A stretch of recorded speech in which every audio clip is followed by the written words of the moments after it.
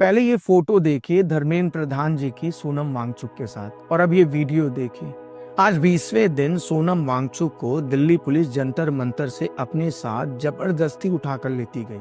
ये उम्मीद की गई थी कि सरकार का कोई मंत्री, नेता या खुद धर्मेंद्र प्रधान जी आएंगे और जूस पिलाकर सोनम वांगचुक का अनशन तुड़वाएंगे और कहेंगे कि हम बात करने के लिए तैयार हैं। लेकिन जानते हैं ऐसा क्यों नहीं हुआ? ऐसा इसलिए नहीं हुआ क्योंकि सरकार को ये अच्छे से पता है कि यह आंदोलन का रास्ता ही सत्ता तक जाता है और इतिहास ऐसी कहानियों से भरा पड़ा है। खुद बीजेपी भी ऐसी इतिहास का हिस्सा रही है। जंतर मंतर पर बैठा शख्स कोई सड़क छाप नहीं है, वो एक समाज सेवी है। उन्होंने लाखों स्टूडेंट्स के जीवन में शिक्षा की रोशनी जलाई है। नेताओं के नाक के नीचे जहां रेत माफिया धरती को खोखला कर रहे हैं, वहीं पर सोनम वांगचुक लद्दाख की धरती को बचाने के लिए और खराब होती शिक्षा व्यवस्था को बेहतर करने के लिए लगातार संघर्ष कर रहे हैं। लोग कहते हैं कि बात करने से बात बनती है, तो क्या एक बार सरकार उनके पास जाकर उनसे बात नहीं कर सकती है?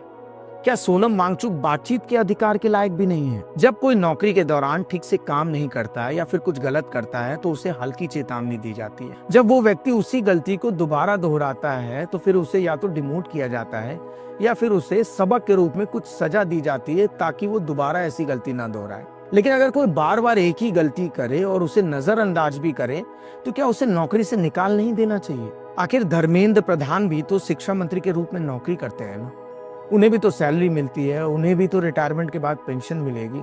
जब वो सुविधाओं के हकदार हैं तो गलती करने पर उन्हें सजा क्यों नहीं मिल सकती? सर, आपसे यही तो कहा जा रहा है कि आप शिक्षा विभाग नहीं संभाल पा रहे हैं।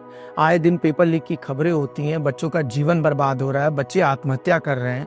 आखिर उन बच्चों की मौत का बोझ अपने सिर पर लेकर उस कुर्सी पर कैसे बैठ पा रहे हैं आप? और फिर आप तो बीजेपी के बड़े नेता हैं। अगर आपने ये शिक्षा मंत्री का पद छोड़ भी दिया तो आपके पास विकल्पों की कमी कहाँ रहेगी? किसी राज्य का प्रभारी बन जाइएगा, किसी दूसरे विभाग में मंत्री बन जाइएगा, अरे अपनी पार्टी का राष्ट्रीय अध्यक्ष भी बन सकते हैं आप, और आपकी प्रोफाइल तो राष्ट्रपति के लिए भी फिट हो सकती है।